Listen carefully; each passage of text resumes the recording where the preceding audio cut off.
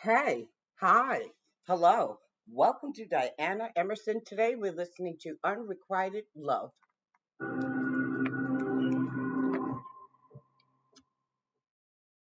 Every suspect accused of the crime has the right to remain silent. Many agree to be interrogated anyway, but they can stop the interview at any moment, making it a race against time. Justice hangs in the balance.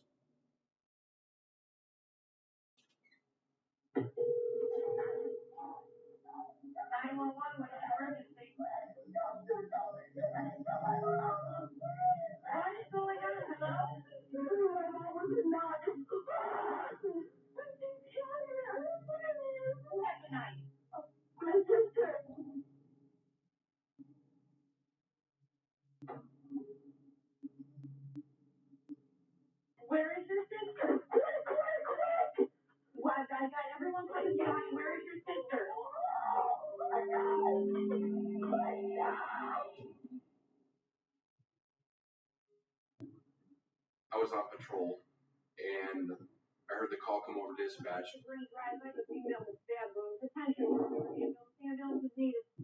You could tell by the tone of her voice that it wasn't normal. When the police arrived, they found Megan Knafel, who made the 911 call, come out of the house and said, "You better come in. Hurry, hurry."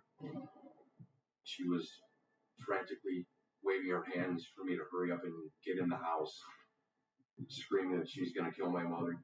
She was very, very panicked, very frantic. So we approached the bedroom door, and I was expecting to hear something. You're being told somebody's being stabbed, or some kind of fight going on, but you hear nothing. It was eerie.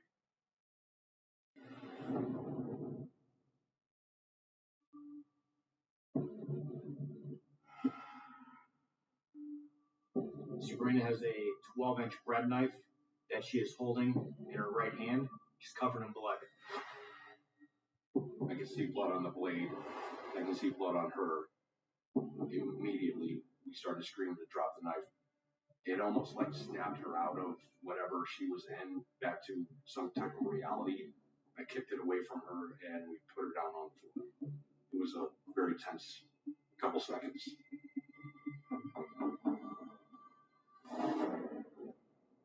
When I first walked into the house, the scene was horrifying.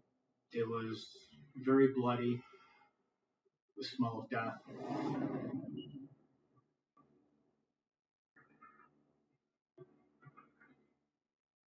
Lisa was laying in between the bed and the wall. There was a lot of blood on the walls, on the bed, and on the ceiling as well.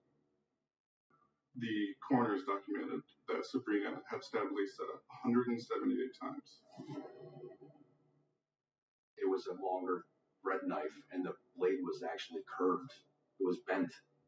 It's just, you try to picture in your mind what had to have happened to make that knife bend like that.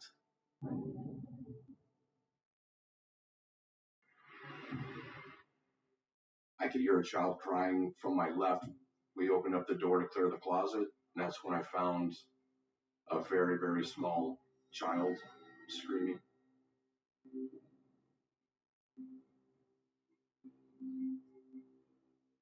The suspect, Sabrina Zunich, she was a 18-year-old foster child of Lisa Knafel. Also inside the house was Megan Zanella and Haley Knafel, Megan being 13 and Haley being 3 years old. The father, Kevin, was away on a trip. He was a truck driver, and he was in Michigan at that point.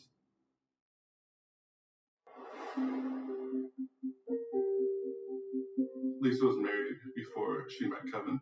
Her first child, Megan, was actually born in 1999. Her first marriage ended in 2003, and she met Kevin soon after, and they got married in 2006.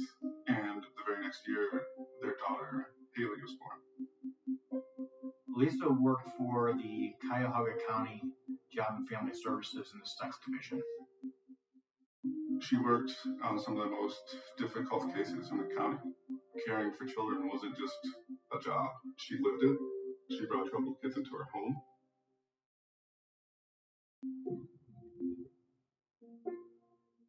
Sabrina was in foster care for many years before she came to the Knavels.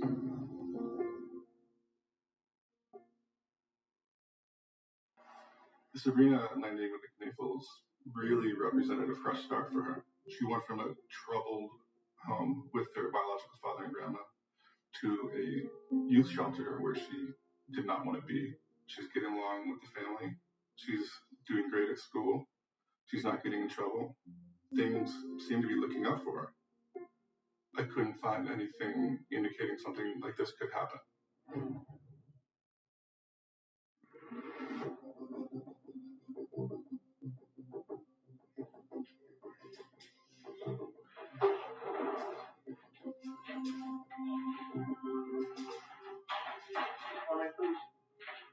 Yeah, you remember me, right?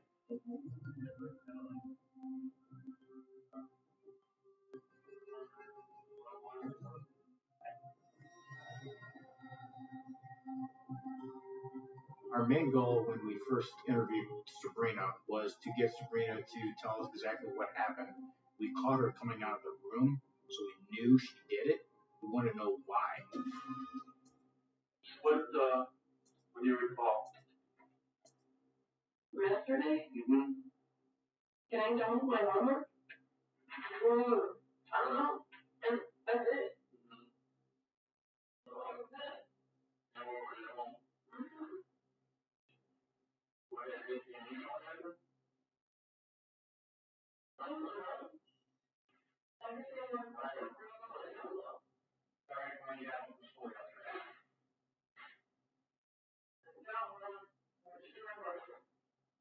Okay, I went for a shower first. And then I was back to doing my homework at like 12. 106. Trying to go to sleep. I went over to sleep. So I want to go to breakfast. I go. Because my head hurts. Where did you take ibuprofen from? And they say go to the bedroom. The next house. Kevin and Lisa's bedroom. Kevin and Lisa's bedroom? Okay. We were trying to lock her into a story. Do you remember what the bottle said? We try to go over the same event over and over again to see A, if they're going to change her story, or B, if they're just going to kind of give in and be like, okay, I'm going to tell these guys now because I don't have it in me to lie anymore. Okay.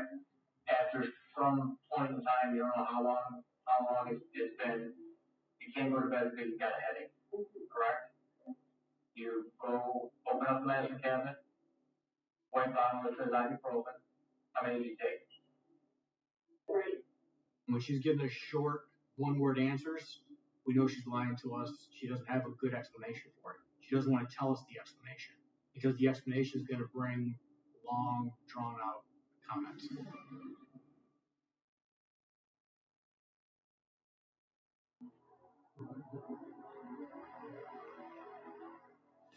How do you get along with Kevin? Kevin and me are cool. I mean, he's more the one that helps me out. Because there's something I need to deal with. And so we made agreements a long time ago that if I need anything, that I can go to Kevin. About this dealing with her? Mainly because I've never been the best. She's never spent the life of me and she's been wanting me out of the house.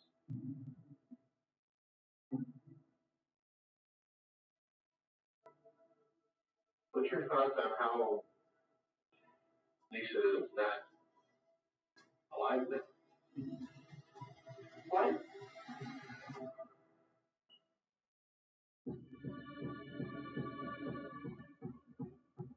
A Willoughby mother murdered in her own home. Tonight, police say the woman's foster child is to blame. Authorities say Lisa Canafil was stabbed to death.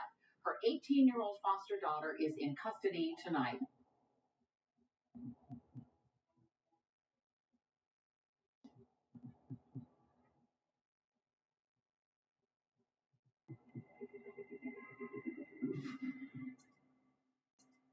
Recall coming out of the bedroom with a knife in your hand?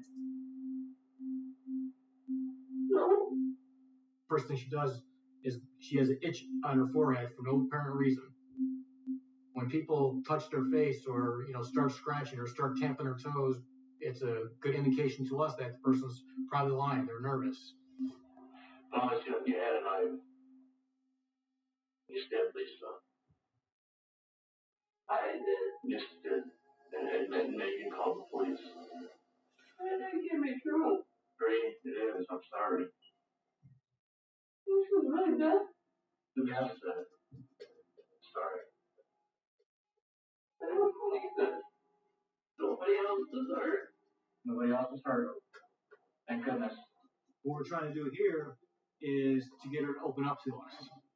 She looks damaged to us, so we don't want to take a hardline approach with her. We want to take a nice, easy approach with her. What's gonna happen to Haley, Megan, and Kevin? Haley, Megan, and Kevin are all safe. They're at home. How do you get along with Megan and Haley? Haley is everything. Yeah. Megan, we and her were up and down. Look, what you're saying is true. It's like me, Haley, and Megan told me you were her mother. Correct.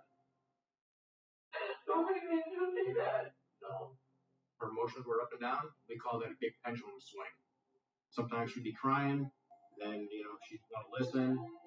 That is a very big indicator that they're trying to lie or they're covering something up. You're never gonna ever see you be okay. Just not with me. No, it's not gonna be okay for a lot of people.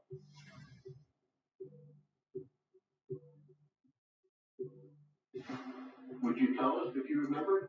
Yes. Okay. For right now, we're still doing our investigation, but you're under arrest. Lisa's dead, and it appears that you're responsible for that at this time. So that's what the charge is gonna be.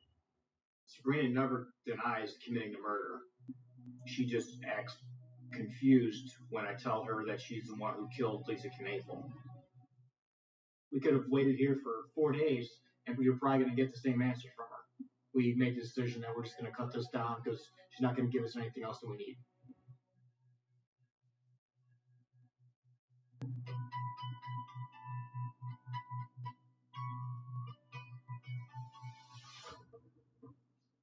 When I went out to greet him, he started asking me very strange questions. He wanted me to tell him graphic details about what had just happened to his wife. There are a ton of more relevant things that I would imagine somebody would want to know. How are my kids doing? Can I see my kids? And I just thought that was bizarre. Police say 18-year-old Sabrina Zunic had been with the victim and her family for about a year and a half. Everything seems so normal. And then this happens. Someone finally reaches out and wants you a part of their family. They want to take you in and help you and guide you through life, and you kill. And you do this.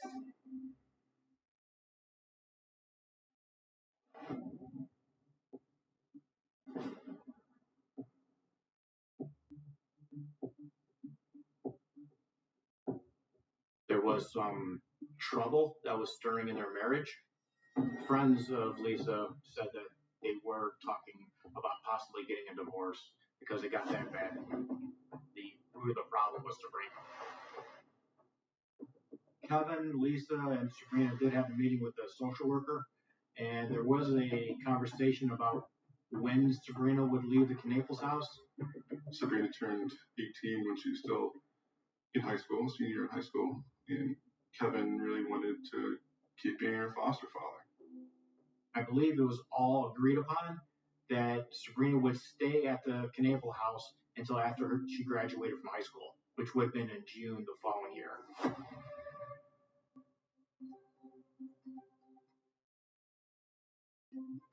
I was hoping to find some text messages, some emails, some search history as to why this crime took place. Over the past several weeks, Kevin Knafel and Sabrina text messaged each other over 1,000 times. I did not think it was normal for a foster father and a foster daughter to have thousands of text messages between the two of them. On the night of the murder, Kevin had a perfect alibi. He was out of town for work, driving his truck in another state. And that night, there were many texts between the two of them. So they've been in contact all night up until the murder.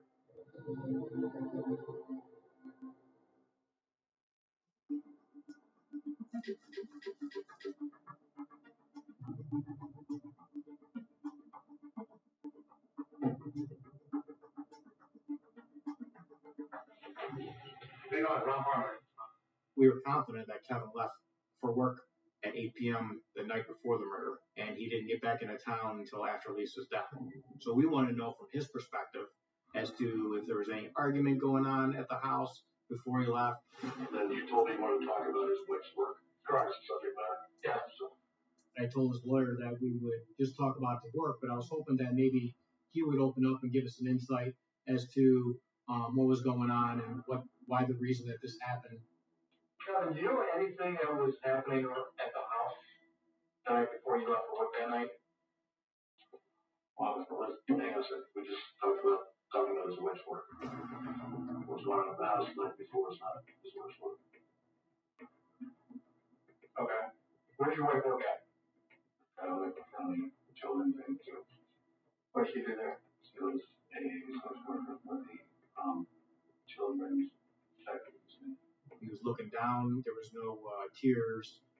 There was no anger. Were you and Lisa in the process of going through a divorce? Okay, now we're getting outside the scope. Kevin Knafel was not willing to help the police in finding out exactly what happened to his wife. Why is he not cooperating with us? What is he hiding from us?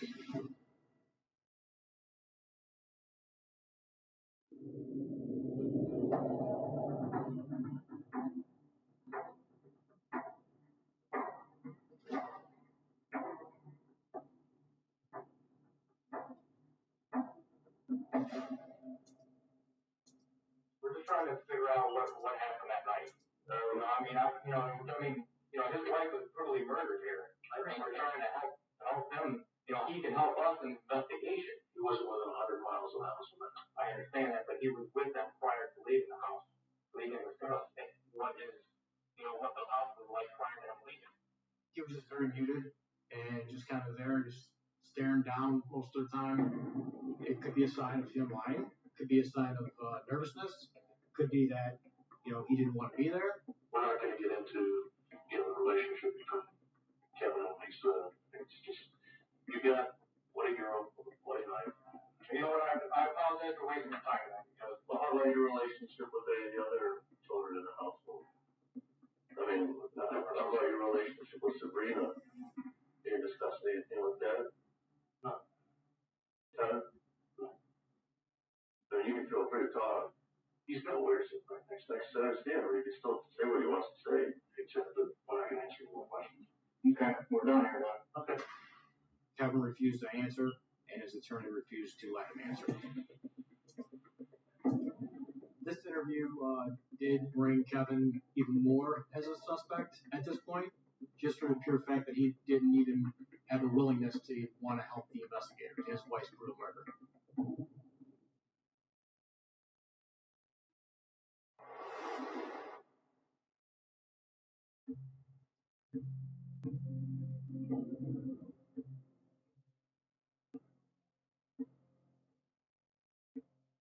Kevin, according to court records, faced significant money issues. He was in debt. I would characterize Kevin Knafel as money hungry. Everything that Kevin did and thought about was about money.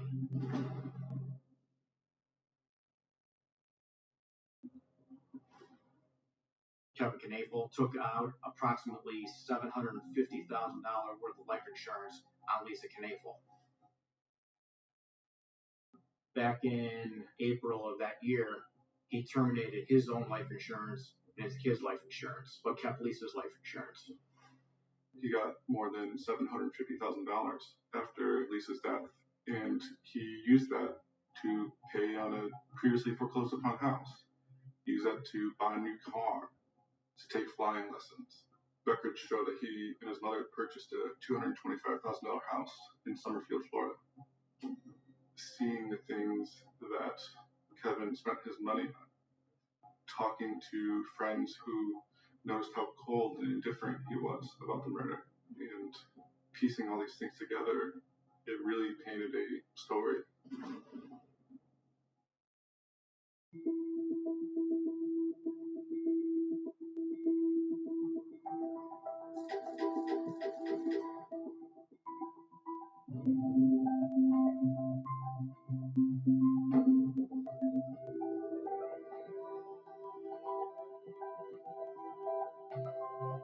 So a proffer is a good faith first step when the defense attorney, the prosecution meet with the suspect. It's an opportunity for them to be 100% complete honest and tell exactly what happened. It's a first step into a plea agreement. We cannot use this against her in court. What we believe from conversations is that what led up to this homicide, to this murder, is that there was another party involved in planning that. Yes. Was Kevin Knaefel my foster father?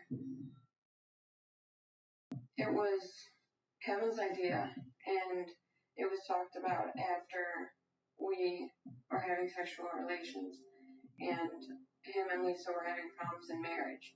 He wanted to get a divorce, but Haley, which is a 3-year-old daughter of his and her, was in the picture, and he wanted full custody. She would get custody, or it would be shared, and he didn't want that happening. So the alternative was for this to happen.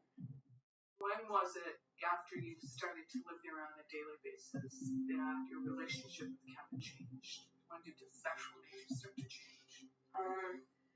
It all started not with sex, but with massages, because he was a truck driver and his legs would cramp, so it was inner thigh. Then it progressively got into sex. Does he ever tell you, hey, you can't tell anybody about this? All the time. Did he say what would happen if you did? Then you'd be taken out of my care and I could lose my foster parent license. What did you say in response to that? I would never do that. Telling him. As Sabrina and Kevin's relationship continued, Sabrina describes the increasing tension she felt from Lisa, and that Sabrina felt that she wasn't welcome in the house anymore.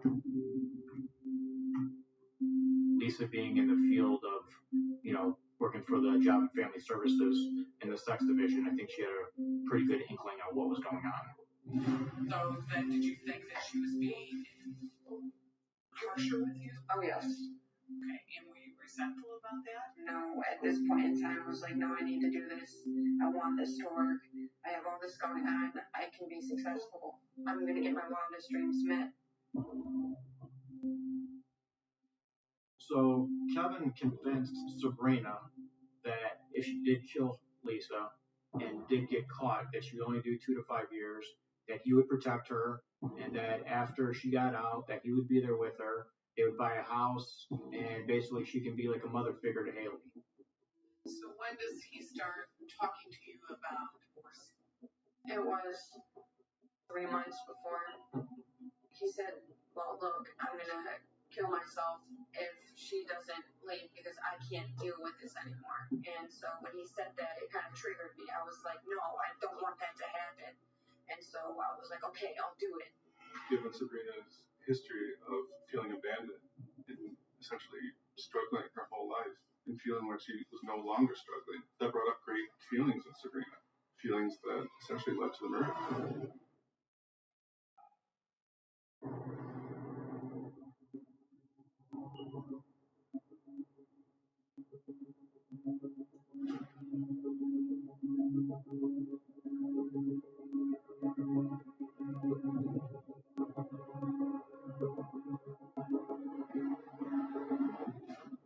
So have you talked to him since No. then? Nada, no money on my books, no letters, no calls, no nothing. Nothing. That's when we learned that Kevin helped plan this murder. It was calculated, and essentially Kevin using Sabrina to get his wife out of the picture and to collect life insurance money. So tell me, if it was brought up in the car on the way to school. He broke down and cried and said, "I'm taking my life or she needs to be dead." Why doesn't he kill her? Because then Haley wouldn't have a father. He'd be out in prison, and basically he convinced me that I wouldn't get caught. Before the actual murder, another plot was supposed to happen. They were talking about this hitman. I know you said that you didn't tell anybody that you were planning on killing Lisa. Can I tell you that I did have somebody else know about it, and it was Autumn Pavlik. She knew about it, was going to have people from Cleveland do it. Autumn Pavlik was Sabrina Zunich's friend. They had met at South High School. Autumn got roped into the murder plot because Sabrina approached Autumn and asked her if she can get a hitman.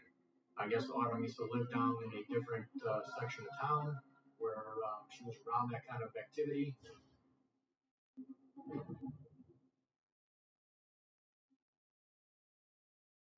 And how many times would you say that you talked about the plan? It was all planned in about a month. All the specifics were 2 weeks before what was going to happen. And then during the time when you would see Lisa, I mean, would you think, like, I can't do this? My heart would beat out of my chest when just thinking about it. I still sit here in disbelief that I did it. That's not me. So when you would have those moments of self-doubt, what would convince you to do it? That it would be for Haley's best interest. That's what he manipulated me with. The plan was me not to get caught, and me and him to live together with Haley, and me be a mother figure to her and have a relationship. During this proffer, she seemed very honest with us. She gave good eye contact with us. There was no delay in between her answers. She was very direct. And was there any discussion about what knife to use? Yes. How did that go down? We went to the kitchen. He showed me, and Showed you what? the knife and which one to use. It was use this bread knife because there's ripping on it and there's ridges and it's long.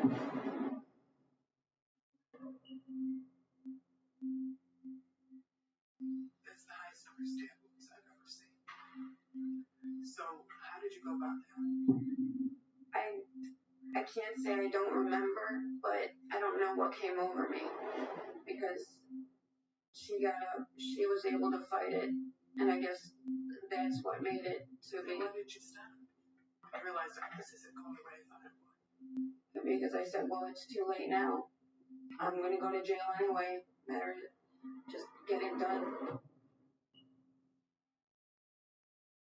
Sabrina's childhood, I believe, is probably the most important thing to understand why something like this could happen.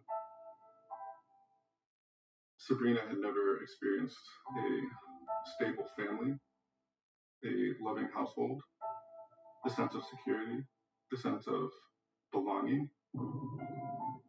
Kevin seemed to know how to prey on Sabrina's vulnerabilities.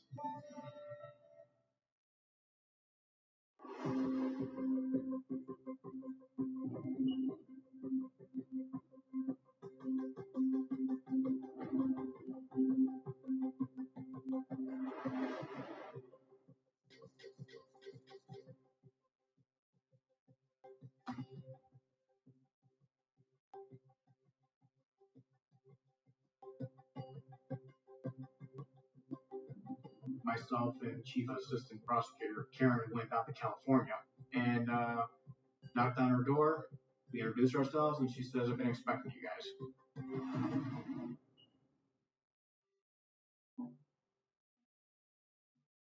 In later October of 2012, Autumn Pavlik actually moved out to California, and that's where she received a phone call from Sabrina Zunich asking, "Are we going to be able to do this hitman thing?"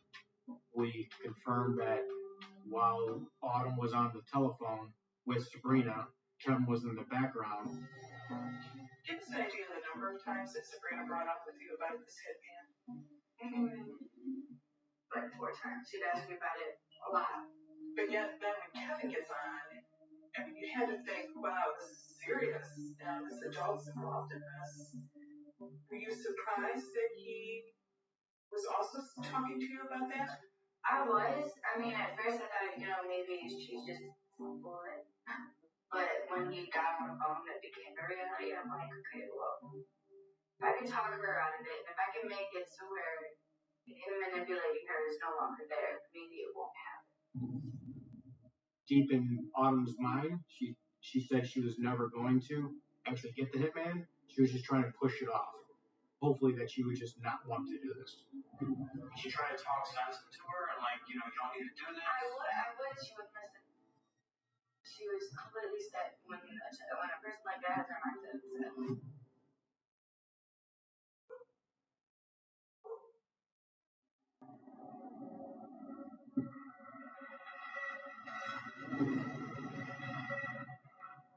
Just remember, you're always in contact with us.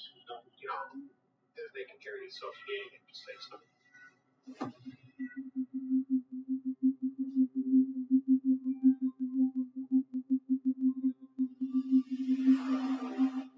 So you have audio and video on the key fob. You don't have to touch anything. You don't have to do anything to it. We just want to try to get Autumn to have Kevin try to talk about the murder of his wife. Try to get him to talk about their plan of the hitman or of the robbery and of the life insurance policy. Figured several of us have been trying to reach you. Not to. It'd be good to see Sabrina and to see other talk. But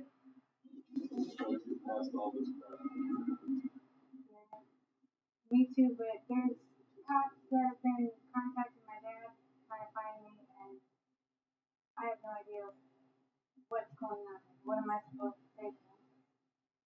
Because of the hitman thing that we talked about on the phone. Somebody's accusing you of being involved in something you're not involved, you would say something like, "What are you talking about? I have no idea what you're talking about. You're crazy." How many times in someone's life do they say that they want to kill somebody? You know what they mean. But she also said that you and her collaborated or put together some type of plan. Things you do haven't happened. No, before it all happened, before everything. If I wanted someone dead, it would have been with a gun, because I have a lot of. It's just, if somebody's talking about a hitman, are you involved in something like that, or are you not involved in something like that? It's pretty simple. Now you have to face the situation because, we just didn't know. Not in any situation. Well, of course you are. You lost your wife and... Well, that's the situation I'm in.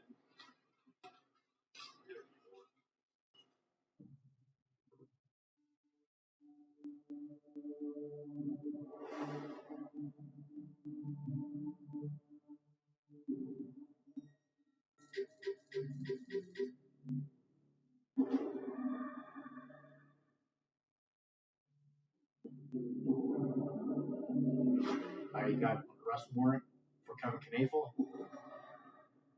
Early in the morning, we went to Kevin Knafel's house and we arrested him. I don't think he was surprised. It was kind of weird because he was sleeping up in the bedroom where was Sabrina's room.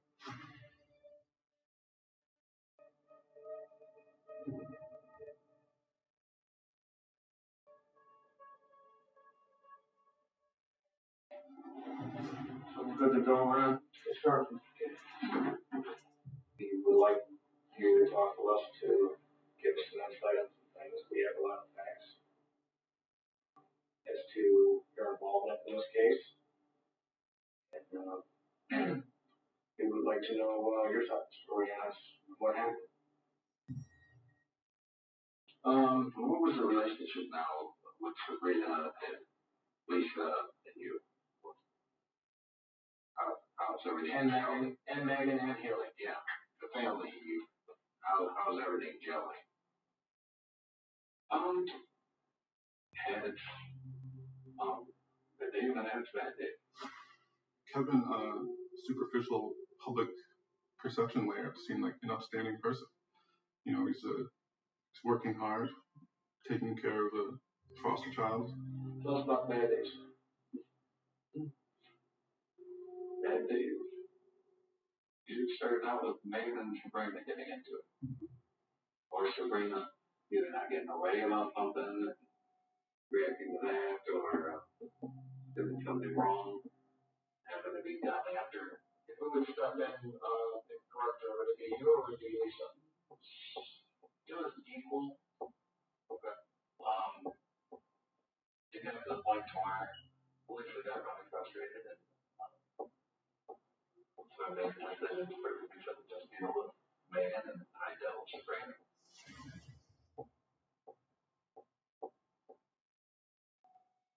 So if you elaborate more on how your relationship with well, I'm Kevin, we actually spoke the truth when we came in. Then we're getting into all this stuff, huh? I supposed to have my lawyer. It's your decision. You know you have a choice in the matter. Well, I already have. But that attorney on record, I think he should be here for all this. I'm only gonna say the truth. You know we have the evidence. I have an 11-count indictment. And I want to discuss the whole thing with you, the whole puzzle. Each piece of the puzzle we put together for the last 8 months. And we have the evidence. So you have to line the road, you have to make a decision. Your choice to make out. I should have a lawyer or two. That's his right. I mean, his right is to not answer any question without an attorney.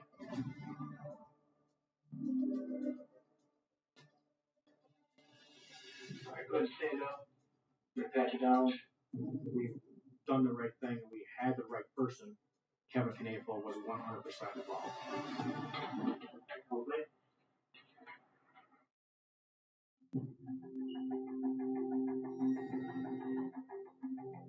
A Lake County grand jury indicted the man for plotting to kill Lisa with help from his foster child. But that's not all. He's also accused of sexual battery for having a relationship with that child.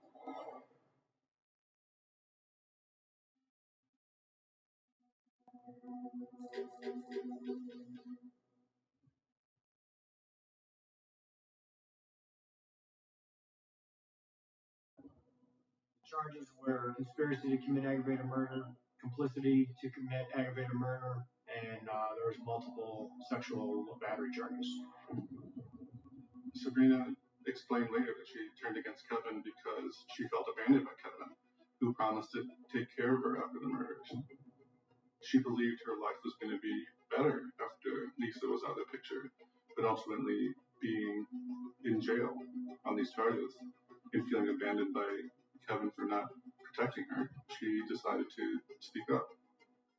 We have a 44-year-old man with no prior criminal record, no prior criminal history. But we also have a 41-year-old woman who was a mother to two, a sister to one, and a wife who was brutally murdered.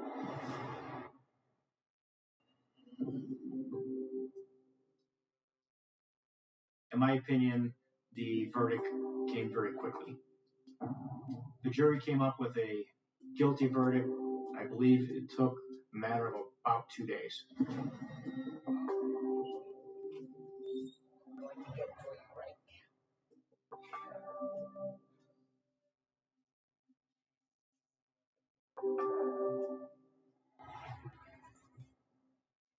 We're satisfied that the likelihood that he's ever going to get out is slim and none by the terms of his sentence.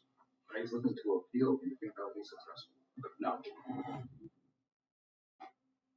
It felt very gratifying to me for the long work and hard work that myself, our police department, and our prosecutor team have put into this case.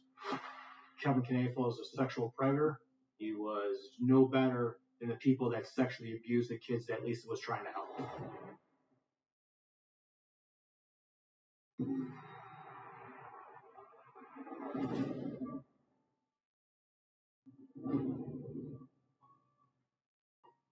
You say after you caught her, as I understand it, is that correct?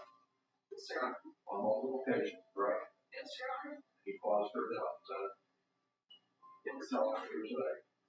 Are you found guilty of another crime of aggravated murder based upon your acknowledgments and representations here in court today, that charge being aligned in the indictment? Yes, Your Honor.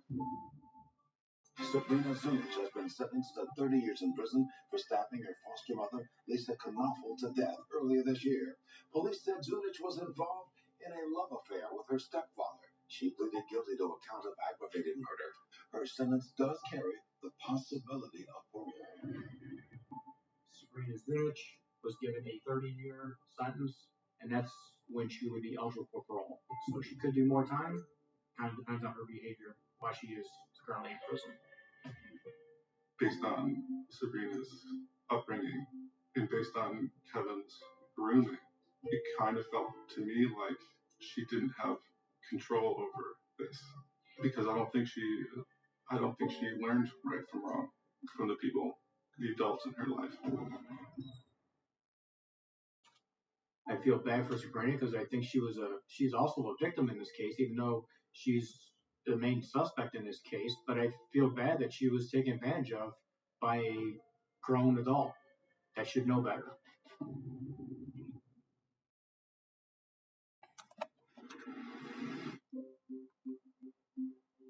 When you think back to the type of person Lisa is, it just makes it that much worse to have your life taken by somebody that you reached out to help. It is unfathomable to think about. When a person dies, it has a ripple effect on everybody. It causes so much pain for their children, for the people who love Lisa, for the kids who will no longer be helped because Lisa's not here. It causes so much pain when somebody like that dies.